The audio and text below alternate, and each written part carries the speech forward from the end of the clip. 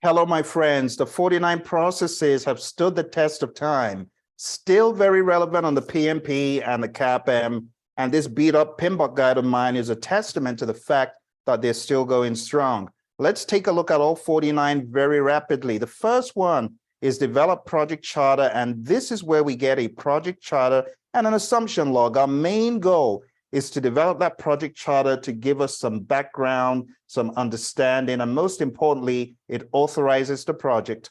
The second thing that we do in integration is we develop a project management plan, and develop project management plan gives us this assembly of all the plans, the baselines, all of those components are talked about on page 89 of the 6th edition. The next thing in integration is deliverables coming out from direct and managed project work. The main thing we're doing here is we're executing the work. So we're definitely going to get deliverables, WPD, and the issue log. The next process in integration is the one known as managed project knowledge. This is where we're managing the flow of knowledge within the project. We're going to get the lessons learned register out. And what you need to remember is our main goal is to ensure that communications about the lessons that are learned flows throughout the organization. It's not just for the project. The next thing that happens in integration is monitor and control project work. This is where we're going to get work performance reports as an output. The work performance reports take all the WPI, work performance information, puts it all together, chunks it all together, and takes the most relevant pieces that needs to be communicated to stakeholders. The next thing we have here is PICC. Perform integrated change control. This is where the CCB approves or rejects change requests. The outcomes of change request reviews are documented in the change log. So we have right in here in our project documents updates, a change log, but we also have approved change requests, which is our major output. We use these change control tools to get clarity. Finally, we have our close project or phase process. This is where we're closing out a phase or the project as a whole. We are transitioning the deliverable to the customer and carrying out a final lessons learned for a phase or project as a whole. And you can see we have a final product, service, or result transition, and we have a final report. And that is pretty much what you do in the aspect of integration management. It's that simple. Now, I see a lot of people getting carried away with the tools and techniques, with the inputs. Honestly, the inputs, don't get carried away with cramming this stuff. It's not worth it. What you need is an overall view. As quickly as I went through it with you about integration, and then the major outputs, not every single output, but the major outputs, that's what I would advise. All right. So if you've been spending time trying to cram everything, highly, highly discourage it. Okay. Of course, at a high level, anyone studying for this exam needs to know initiating, planning, executing, monitoring, and controlling and closing. That's a given. Anyone studying for this exam has got to understand the flow of WPD becoming WPI, becoming WPR, right? Just knowing that flow is going to help you. All right. So if you haven't spent time, understand that direct to manage project work gives you this. And then this goes to all of these monitoring and controlling processes, which give you work performance information. That goes into monitor and control project work.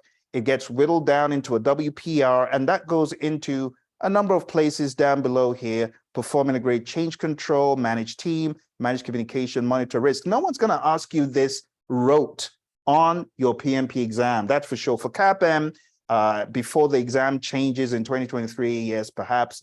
But this is just good understanding, good knowledge. Data becomes information, becomes reports. All right. Moving on to scope. We plan scope management. We get a scope management plan and a requirements management plan that guide us on how to carry out those functions. Then we collect requirements. We have all manner of tools and techniques, interviews, focus groups, facilitated workshops, questionnaires, surveys, context diagrams, and many more that are buried in all these data gathering, data analysis, and so on. But you need to understand what you're getting is your requirements documentation, and you're getting your requirements traceability matrix, your RTM. The next thing that happens is we define scope. The big ticket item from here is your project scope statement. Your project scope statement, you got to remember, it has inclusions, exclusions, your detailed deliverable description, and the acceptance criteria. In the world of traditional, when we say acceptance criteria, we're talking about the deliverable. So keep that in mind. So this is really important, it's pivotal to your understanding about scope management. Now, in scope management, we have the WBS. You got to understand the different pieces of the WBS, the root node, the control account, the work package. All of these are defined in the Pmbok guide, so spend some time there. Little nuances like the planning packages and what it means to have rolling wave planning, that is something else to focus on. All right. And then we get into validate scope. Validate scope is where we get accepted deliverables as an output. And last but not least, we have control scope. Now, for those folks who are wondering, but Phill, you didn't show the create WBS. Well, let's go to create WBS really quickly. As far as the major output, it's your scope baseline. You got to remember that your scope baseline has got three things. It's got your WBS, it's got your WBS dictionary, and it's got your project scope statement, all right? And that's pretty much it for scope. Now, going into schedule, schedule has got 6 processes in it. So very quickly, the first one is plan schedule management. We get our schedule management plan, which guides us on how to manage the schedule. Then we have define activities. We have 3 major things: activity list, activity attributes, and a milestone list. Then we move on to our next one, which is sequence activities. We use PDM, dependency determination, and integration. You got to know these definitions. So I'm going through them pretty quick, but you got to remember the relationship types. You got 4 relationship types: finish to finish, start to start, start to finish, finish to start. You got to know all of those. And you also need to know the dependency determination and integration. So you got to remember you got external dependencies, internal dependencies. You got to remember that you got mandatory, discretionary. You got to remember the other words for it. Like mandatory, call it hard logic. Discretionary, call it soft logic. You got to know all those little nuances. Then we move into estimate activity durations. You got your duration estimates. And wherever you have estimates, remember, you get your BOEs. For your exam as a whole, you got to understand all of these estimating approaches. So analogous is from the word analogy. You're using the history as a basis for what you're estimating. It's not in a lot of detail. It's very loosey-goosey and not as accurate. Then you've got parametric, which uses a parameter or an algorithm to estimate. You got 3-point estimating, which uses a pessimistic, the optimistic, and the most likely. So for the beta distribution, you've got P plus 4M plus O divided by 6. For the triangular distribution, you got just a casual P plus O plus M divided by 3. You got to remember that. And bottom up is going all the way down to granular levels, rolling that up. This is going to help you across the different knowledge areas for your exam. Okay. And then we have develop schedule. This is where you are putting everything together. This is where you look at your schedule network analysis, which is a potpourri of different analyses that you use. We have the critical path method, which is understanding the longest path, which shows you the shortest time in which you can complete the project. We have resource optimization, resource leveling, resource smoothing. You got to understand that smoothing does not affect the critical path, but leveling could. You also need to understand that when we are doing our resource smoothing, we're only going to be working with those allowances that do not affect the critical path, like where there's allowable leads and the slack and float, that kind of thing. Slack is float. So just understand the differences between the resource leveling and smoothing. Leveling could be very bad. Those of you who use MS Project, you know that little button for leveling. You don't want to use that because it could mess up your entire schedule. Then we have leads and lags. Deliberately starting an activity earlier is leads. Lags is deliberately delaying an activity. Then we have schedule compression. You compress the schedule in 2 ways. You can either do fast tracking, things that should have been done in parallel. You're now doing them, things that should have done sequentially, you're now doing them in parallel. So there's a difference between doing things normally and then accelerating them by doing them in parallel. But that could lead to additional risk, could also lead to maybe at the end of the day spending even more money. So beware of that. And then the other one is crashing, where you add resources to a task. And another example of crashing in the Pmbok guide is when you are paying to expedite a part. When you're paying anything to do with the payment of funds to expedite a path, for delivery to something on the critical path, that is also known as crashing. So know the little nuances. And as far as the outputs, the schedule baseline is etched in stone, the project schedule. That's what the project manager is updating on a daily basis. The schedule data is the data in the schedule. And finally, in the area of schedule, we have control schedule. Your major unique output is schedule forecast. A lot of students struggle with understanding that forecasts are not just done in the beginning. They're not done in the beginning. When we say forecast, a forecast has to be done from a point in time when the project is actually activated. So from point X along the timeline, not at the beginning. This is the project is progressing based on the current performance. What do you think our cost outcome is going to be? Or what do you think our schedule outcome is going to be? And that's what schedule forecast is. What do you think our schedule outcome will be? And that's why we try to forecast the schedule by looking at metrics like the SPI and so on. And that is pretty much it. As far as critical path, I haven't heard many students talk about critical path in a long time. Now, believe it or not, on the CAPM, I've actually heard more people talk about critical path in recent times than on the PMP exam, but it's not a bad one for you to understand, okay? So what I've been doing so far is going through integration, scope, and schedule. We still have a long way to go. We still have more to go, but I want to know if this is of help to you. If you're finding this to be helpful, I need you to smash that like button, and I need you to put some information here like, Phill, give us more, give us more. I'll create a second episode of this. But for now, the other things I want you to remember are the nuances in schedule management. Since it's such a beast, you got to remember that there's a difference between the WBS elements versus activities, right? Define activities is breaking down the WBS into activities. You also need to remember these four that I talked about, the different relationship types.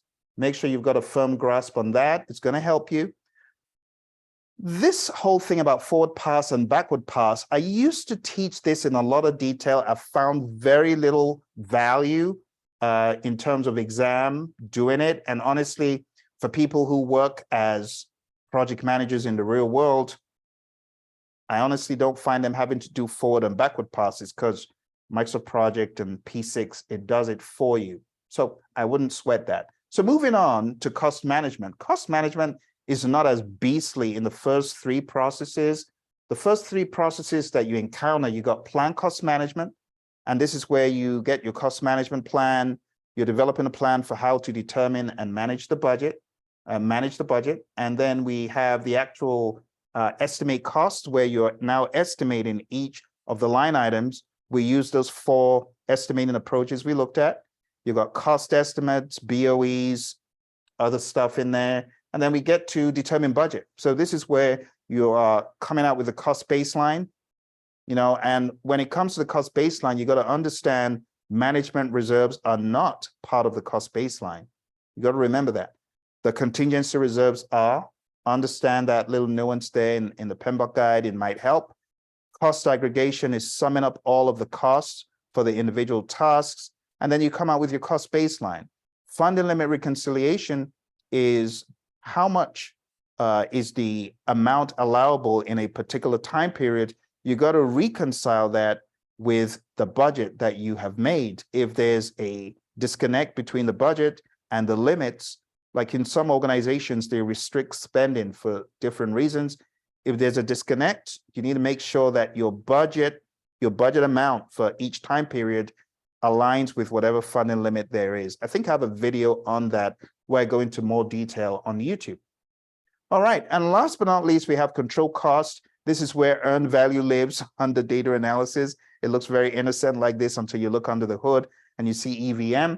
As far as EVM is concerned, you got to remember the formulas. The formulas are your friend, like those formulas, the SPI, the CPI, the CV, the SV. You got to know those. And I'll just show you the most important ones. You got to know your SPI. They all start with EV, right? Earned value divided by planned value. That's the first one. And then SV has the same variables. This time it's a subtraction. So you got to understand that as well. Then we have the CPI, the cost performance index, earned value divided by actual cost. And then we have the final one, which is the cost variance. And cost variance has the same variables, but it's subtraction. So they all start with EV. They all start with EV.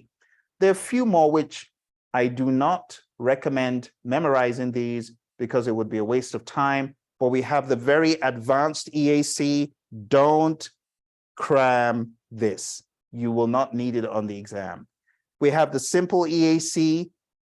Again, I haven't heard anyone crying about this formula in almost 3 years. I wouldn't recommend cramming it. We have the very simple EAC, BAC divided by CPI. It's not a bad one for project managers to know for the real world. You're just dividing your budget by the cost performance. It makes sense to know this for real world practice. And then we have the EAC, which is a little bit simplified. It just makes sense. The estimate at completion is going to be your actual cost plus your estimate to complete. But again, I haven't had people crying about these formulas in years. So I would say, don't sweat the small stuff. Let's move on to quality. Quality is very straightforward. There's 3 things. 1, you plan quality management. You're going to come up with a quality management plan and quality metrics. The main thing is developing a plan for how to manage quality and improve project processes. It's that simple. Then we move into managing quality. This is where we are checking the process. We have quality reports that could come out. We have TED, test and evaluation documents. Some of the notable tools and techniques are your design for X and audits. Again, you are checking the process, not the product, the process. And finally, we have control quality.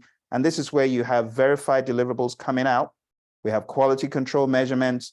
We do our inspection. That's what we're doing. We're doing our inspection as the performing organization. So you've got to keep that in mind.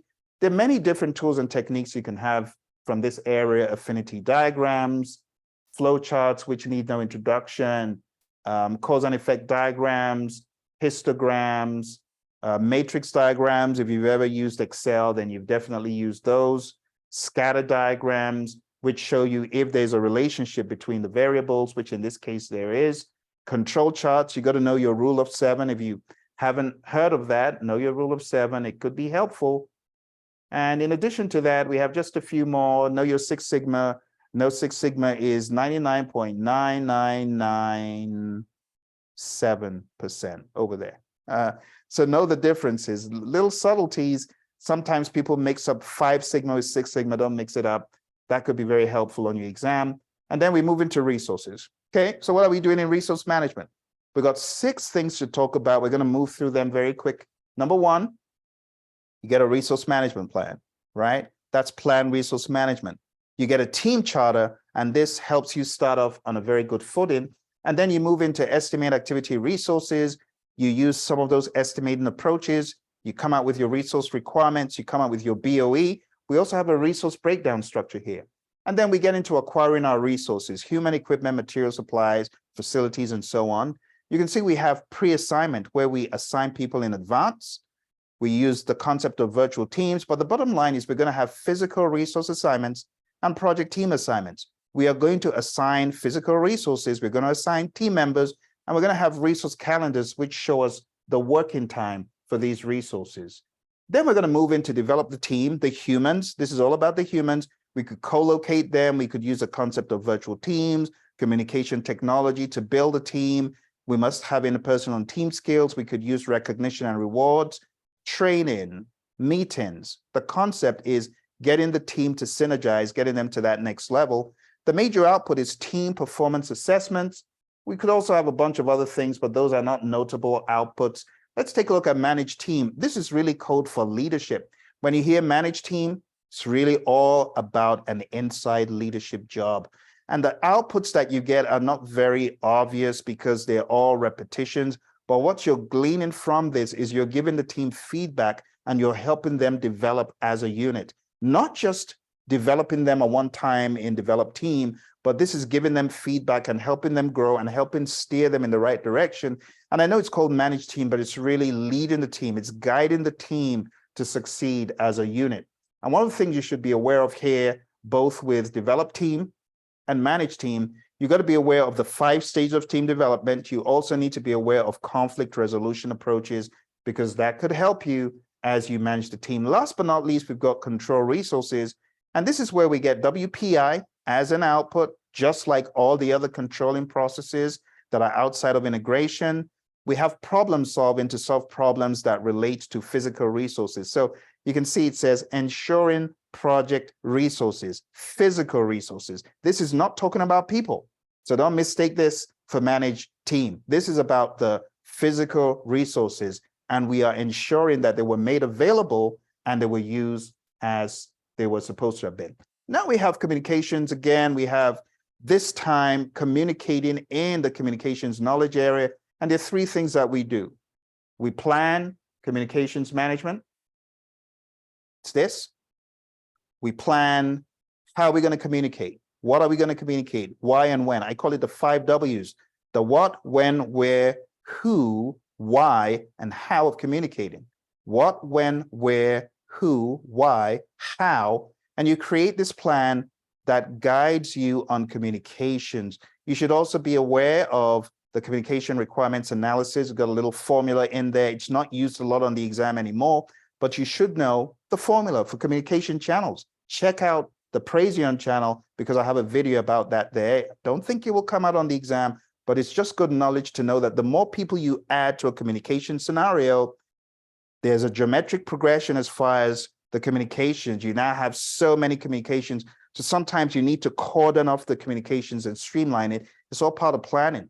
Communication models, sender receiver models. I know you must have seen this one, right? Sender receiver models. You got a sender encoding a message, sending it to a receiver. The receiver decodes the message. It travels, breaks through noise, goes through a medium, and then the receiver can send back a feedback message back to the sender to assure the sender that the message was understood. And then we move into our managed communications process. This is where we generate project communications. We are communicating with the stakeholders, sending out reports, and all that kind of stuff. We're customizing reports as well. So project reporting is where we talk about ad hoc reports. Goes into monitor communications. Note the word is monitor, not control. Why is that? Because the PMI is sensitive not to use the word control, where people are focused. So things like communications, stakeholder, you can see it says monitor stakeholder engagement, monitor communications, and risk. You can't control risk. It would be nice, but you can't. You can't control risk. So we use the word monitor. It's a softer word. 3 times in monitoring and controlling, you have the word monitor being used. And that's communications for you. You plan, you manage, you monitor. Now we're going over to one of the huge beasts on the exam. It's the behemoth. It's risk. Risk is very significant because it touches every area. You can have cost risk, schedule risk, scope risk, procurement risk, everything risk.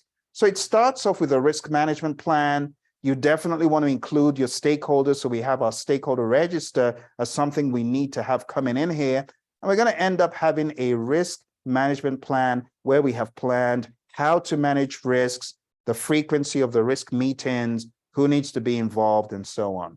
Then we go into identifying the risks. We identify the risks and we document them in a risk register. You got to remember the cause, risk, and effect model is what you want to model because the PMI espouses this. You could also get a risk report as an output. Remember, it's the state of the union address for risk on the project, the high-level stuff, not the minutia. We don't want to go into the minutia, except the lower level risks are so detrimental. Then we want to include them in there. But we always want to summarize stuff as much as possible. And then we have prompt lists, which help prompt us to identify risks on the project. Then we get into qualitative. The difference between qualitative and quantitative is qualitative gives you a risk score. Quantitative gives you EMV, expected monetary value.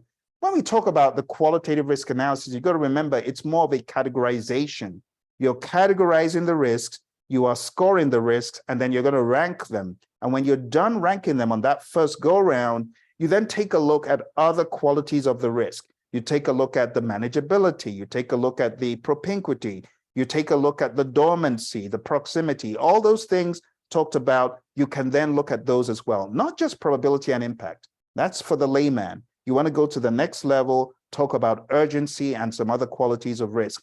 When you're done with qualitative, that's when you go into quantitative.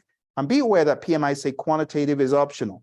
You don't have to do quantitative. It's optional in project management, but if you do, make sure you do it well. To find out how to do it well, to get an idea, I want to advise you, check out this website. I kind of like it. I used to go to that website when I was young in the world of PMI, just trying to know what a Monte Carlo was. It's called Palisade, Palisade. They've now been bought, but the palisade.com should still lead you to the website. Check it out.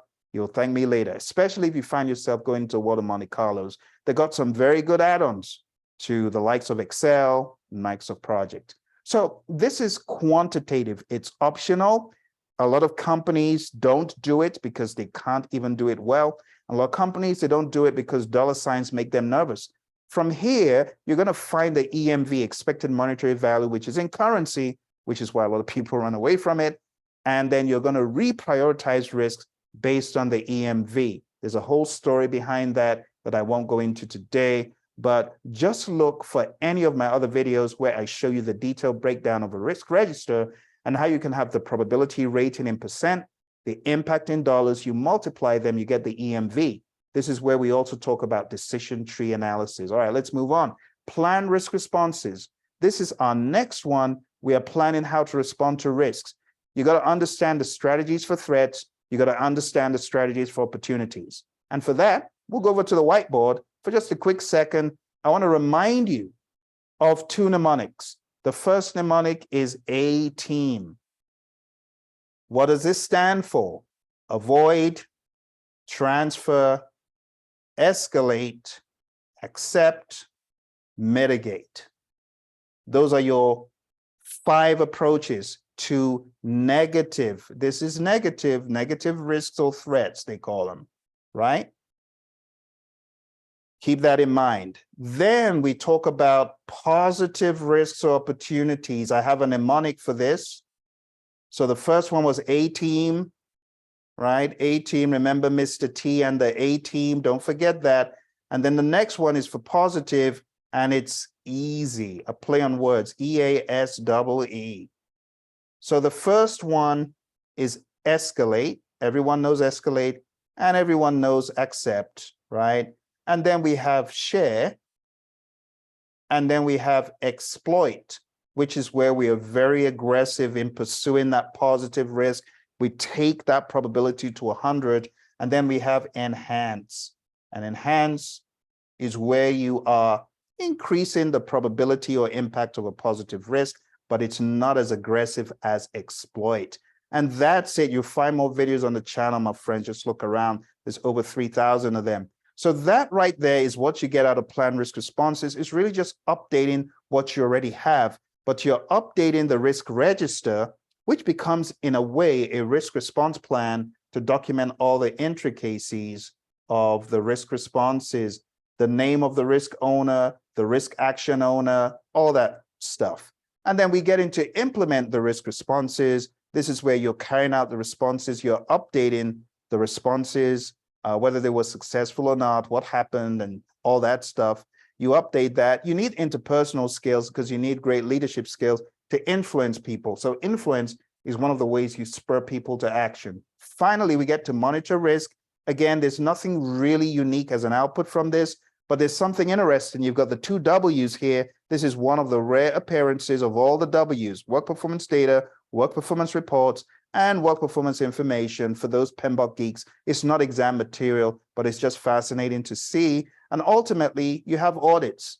Risk audits are where you're checking to see if your responses and your approach is working or not. And that's monitor risk. You got to keep monitoring your risks. If you find a new risk, it's here in monitor risk. You find a new risk, and then you document it in the risk register. And that's it for risk. And next, we're moving on to the area of procurement.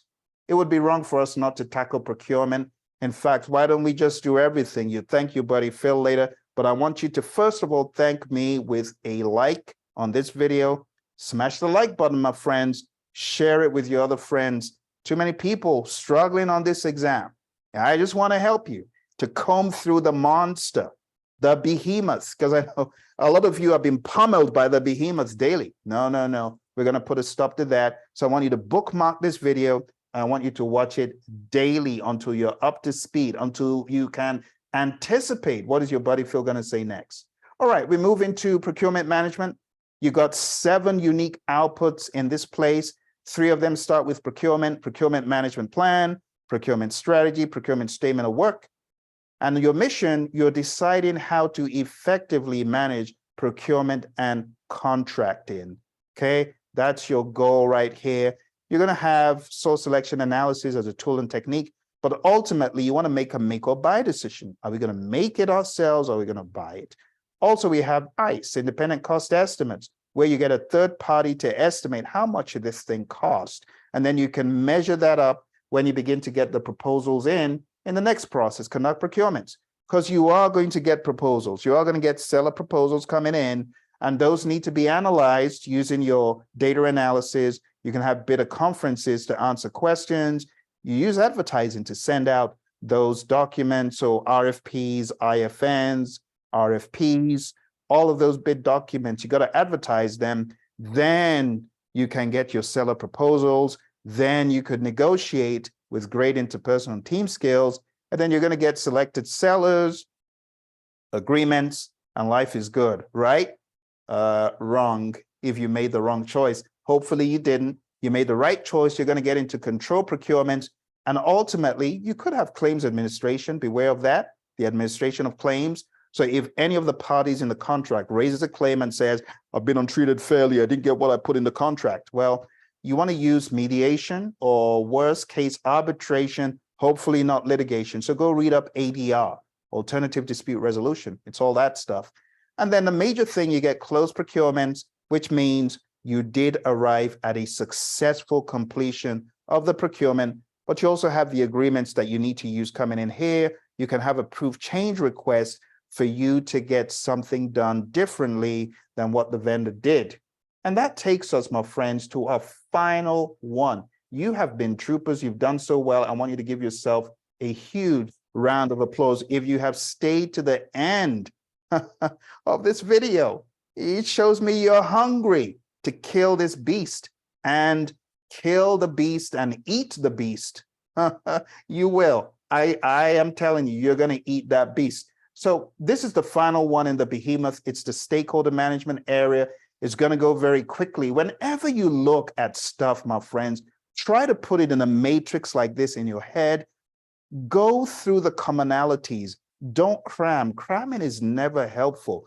Go through the commonalities and say, okay, do I get the gist, the project chart, project management plan? There's a repetition. Good. Okay. Tools and techniques. Does any one of them stick out? If any one of them sticks out, like ground rules, that sticks out. You want to know, okay, which ground rules? What are ground rules? And understand what they are, right? Group norms and all that stuff that exists in the team charter, team contract, right? And then we have the outputs. The outputs, stakeholder register. You can already see stakeholder register is an output, stakeholder engagement plan. You very quickly see, boom, boom, there are only 2 unique outputs. Everything else is gravy. So it helps you coming into this process of stakeholder management, what exactly you should be expecting. So first one, identify stakeholders. Major thing is your stakeholder register. You're creating a stakeholder register, right? The second thing that happens here, and let me just break this down once and for all, because I really haven't gone in here. So each of these, data gathering, data analysis, data representation, you know that when you look under the hood, you know there's more. I just haven't been showing you more. But right here, you can see examples, questions and surveys, brainstorming, stakeholder analysis, all that stuff. So do look under the hood, not to cram, but to understand what each tool and technique truly is and what it's doing for you as a project manager. Another example here is going into planned stakeholder engagement. We use this SEAM, S-E-A-M, Stakeholder Engagement Assessment Matrix. C for current, D for desired. I have a stakeholder who's currently unaware, they're so clueless, asking me same questions every meeting. How do I get them to be more supportive? It's a mindset that your team needs to have to collaborate to decide, okay, this is how we can move our stakeholder from unaware to supportive. Our stakeholder is right where we want them. D, desired, C for current. They're in a lead-in position. That's where we want them. That needs to be the mindset, okay? Now, going into planned stakeholder engagement proper, the major output, the stakeholder engagement plan. It's that simple. Then we get into the next one, which is manage stakeholder engagement. And this, there's nothing unique. So what exactly are we doing here? Well, we're managing stakeholder engagement and keeping our stakeholder engaged by communicating with them and working with them. You got to communicate with the stakeholder, you got to work with the stakeholder, you got to keep them engaged at the right level. Different stakeholders need different levels of engagement, so just keep that in mind. All right, moving on to monitor stakeholder engagement, my friends. What we're doing here, again, we don't see any unique output, but we are monitoring our stakeholder engagement while taking any necessary corrective action. One of the great ways of knowing how well you've done here is by saying, you might fill in this survey. What would you give us for a net promoter score? If you're going to recommend us on a scale of 1 to 10, what is the likelihood that you would recommend us? And if all you're hearing is crickets or you're seeing a 0, it's not good. Probably means the stakeholder won't recommend you, and therefore you need to do better. That's what it means. Now, another question I get from people is, Phil, okay, you've gone through 6th edition stuff. I'm a little bit nervous because I haven't opened up that other book. Which other book? The 7th edition. So what do I recommend for the 7th edition is what people ask me.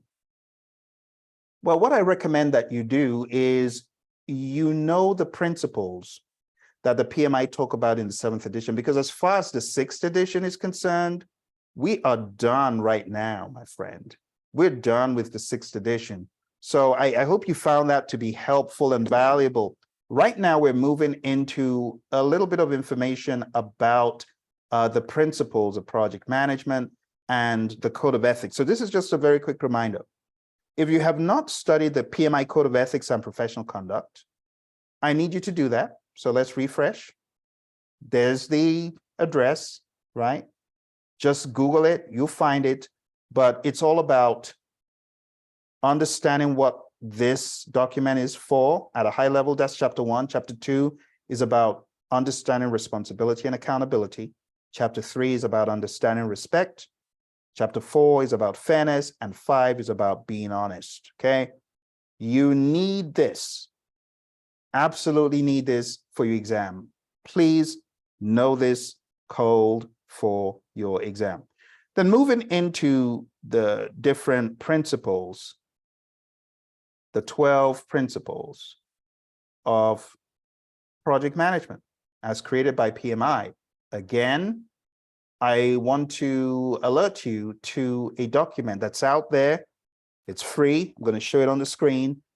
There's the long address. Just do a search, PMI 12 Principles of Project Management, and it takes you to the narrative for each one. So stewardship, let's make it small enough. It says stewards are responsible to carry out activities with integrity, care, and trustworthiness. What about team? Project teams are made up of individuals who wield diverse skills, knowledge, and experience. Project teams that work collaboratively can accomplish a shared objective. So that's the team principle, right? And all you need to do is scroll down and read the details. Then we have stakeholders, the concept of stakeholder, concept of value, systems thinking, leadership, tailoring, quality, complexity, risk, adaptability and resiliency, and change. If you haven't watched my video on the 12 principles, very short video, look on YouTube and you'll be able to do that, okay? Honestly, my friends, that is it as far as the predictive components, okay? Something I want to call your attention to is the way PMI poses questions. So I'm going to show you a few examples from the PMI archives. This is a question, classic, written by PMI. Now, I'm not showing you the question because I'm going to ask you to answer it. I want you to see the structure. It is not a long question, but in the answers, each of the answers has 2 options. This is a lot of reading for 1 minute, 15 seconds, my friend. So you got to get good with reading quick. Here's another one. 3 lines, 2 lines apiece for the answers. So you got to get good with reading quick. See what I'm saying? Here's another one. 5 lines long, single answer. So in cases where you have short questions, you may very well have long options. Be aware of that. Here's another example. 2 lines, significantly long for option A, not insurmountable. Sometimes you're going to get gimmies that are just like free questions. I just felt sorry for, hey, PMP to be, take that free. No need to pay now. We'll get you in another question, right? But jokes apart, you got to get good with being quick. You can see the examples I'm showing you. Some of them are pretty short, but some of them could take a good chunk of time. Okay. So my friend, at that high level, we are done with the predictive pieces. All I ask is watch my video on the Pmbok mainline, where I take you through a map of how all of this stuff maps together. You got the project charter used to develop the stakeholder register, used to develop the project management plan, which feeds direct and managed project work, where you get a deliverable that goes into control quality, where the project management plan is fed into, by the way. You get verified deliverables coming out of control quality. That goes to validate scope, where we get accepted deliverables. That goes to close project or phase, where we have a final product, service, or result transition or final report. But don't forget, the project management plan feeds a boatload of places. In fact, everywhere except 2 places. The project management plan doesn't go to develop project charter or develop project management plan. But in all of these non-integration monitoring and controlling processes, we get change requests, right? Change requests comes from a boatload of places. And I haven't even mentioned all of them. I'm just showing you for context. It goes to perform integrated change control. We have monitor and control project work that has an interrelationship with perform integrated change control, in that work performance reports goes in there. We can see work performance information goes into monitor and control project work and becomes work performance reports. We can also see this statement about the project management plan, about all the places it goes. So you don't have to keep cramming this thing. It goes everywhere except 2 places. And then I'm also showing you the big old mainline of WPD that feeds all non-integration monitoring and controlling processes. I'm also showing you here that managed project knowledge has an input into it that is deliverable, because we can learn lessons from our deliverable. That's it for the predictive component. I've shown you everything there is. What you need to work on now is logic. And I'm going to put links to some mock exams below that if you want to test your firepower on our mock exams, they're available to you. Test your firepower, see where you stand, take them a couple of times until you get to perfection. You're going to do great. But now we need to talk about the other piece. And the other piece of the exam, as you know, is Agile and hybrid, right?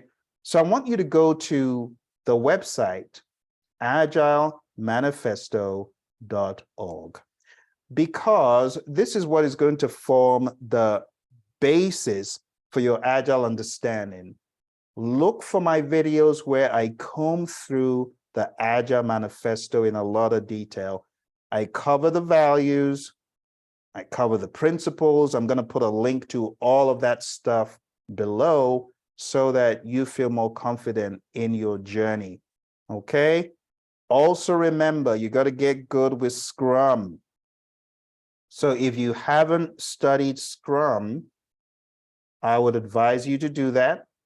There are a lot of resources, both online and other places, that can help you better understand Scrum.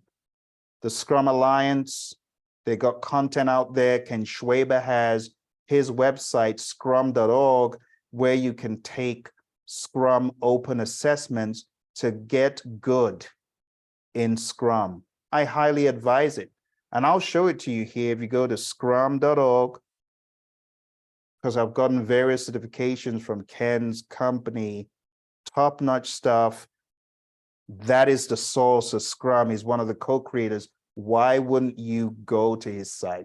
So let's click on certification, professional Scrum Master. We want to look for the open assessments, Let's look for the open assessments. Let's click on PSM1 and see if it leads us there. So this is certification. And let's click on, it says prepare. Let's see what we have here in prepare. And we have some open assessments. The open assessments right there, Scrum open assessments. You click on that, you get to this page, you click on start assessment, boom, 30 questions, 30 minutes, totally free. This is the real G because it's for free. My goodness. You know how much you could be charging for this, but it's free. And this will really get you to optimum in the world of Scrum. I highly advise going to his website. And after you get certified, I highly advise taking the PSM, taking the PSBO, taking the PAL. Go for it. You really benefit from it. And there you have it, my friends. We went all in. We killed that thing, killed the beast. And now the ball is in your court. Thank you very much. Again, don't forget to like, subscribe, share with your friends. And I'll see you on another adventure, hopefully very soon. Bye for now.